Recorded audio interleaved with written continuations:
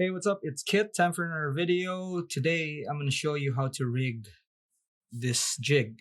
But before we start rigging this jig, I would like to actually kind of explain what this is, because a lot of people are kind of confused of what this jig really is.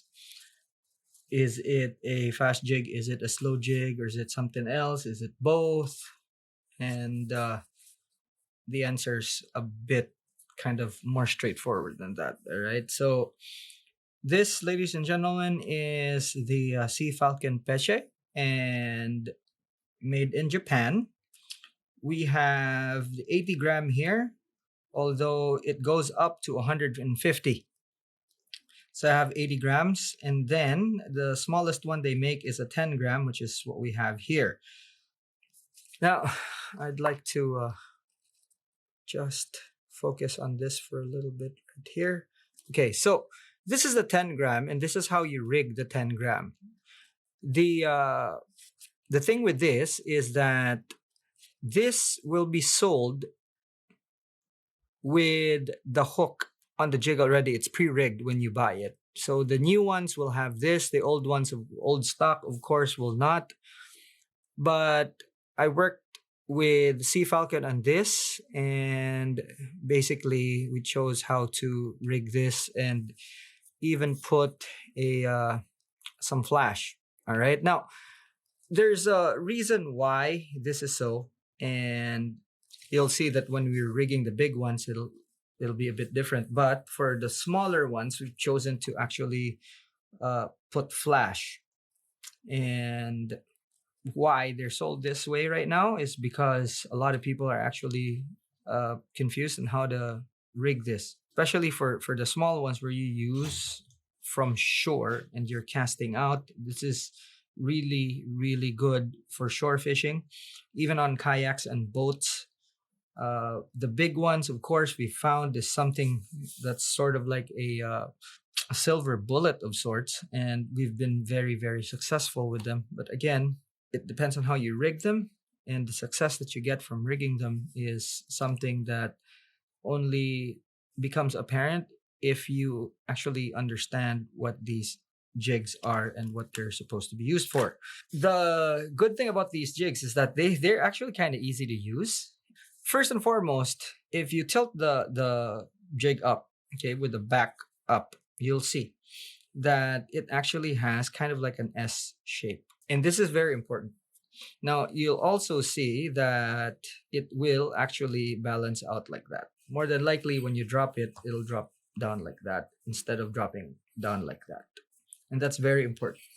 Okay, so basically, while you're using this, you'll find, if you're actually kind of a bit more observant, that even with the small ones, or the small one or the big one, it actually acts more like a spoon than it does a jig. So in effect, this is more of a casting jig than it is a jig.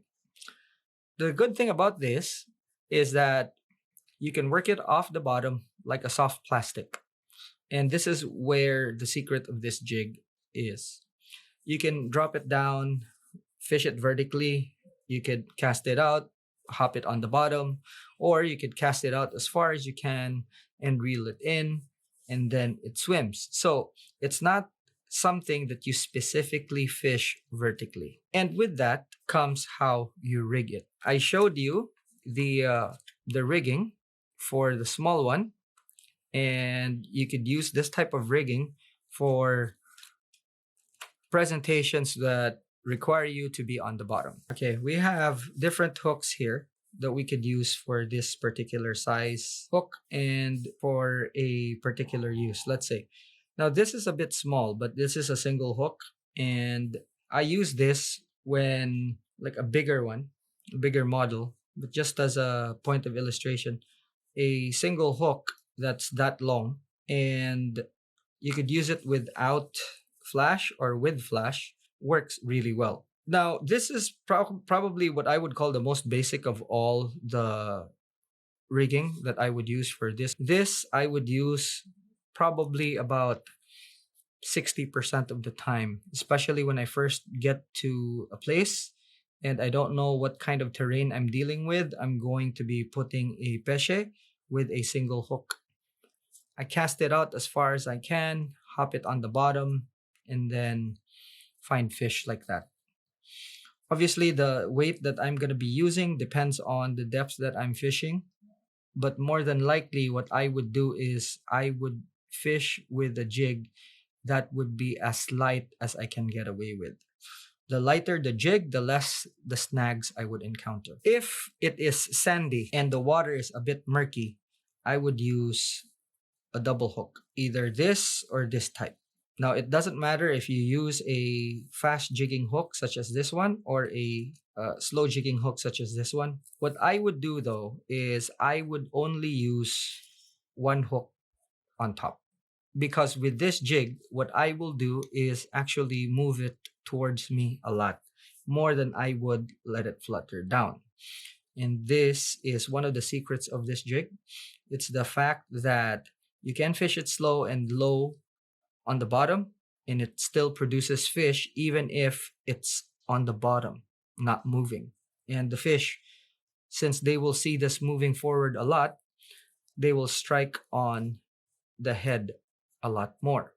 Now, if I'm fishing mostly sand, then I would add a treble hook. And this also gives me the ability of fishing it almost like a spoon. Fishing it erratically in the mid-depth with a treble hook is really, really good. Catches a lot of mackerel or kingfish. Those that feed on smaller fish would definitely hit on something like this, or this particular configuration fished mid-depth. 90% of the time, I would choose a double assist hook when I'm fishing in areas that I'm familiar with and I know if there are snags or not. However, when faced with areas where I'm not familiar with, I always go with a single hook. Now, I've already mentioned the treble, but you could also choose to put a short assist hook, short single assist hook, or an inline single hook if you're casting more than you're jigging or working the bottom. And that's very important because that little extra hook there will give you a bit more landed fish. If I'm fishing a bit deeper, I get rid of the flash and just stay with regular hooks such as these. So if I'm fishing close to 100 meters, I don't bother with the flash and just go with double hooks or single hooks without the flash. And this is because when you're fishing near 100 meters, the flash doesn't matter anymore. As you could tell, this is actually an easy jig to rig, although a lot of people miss out.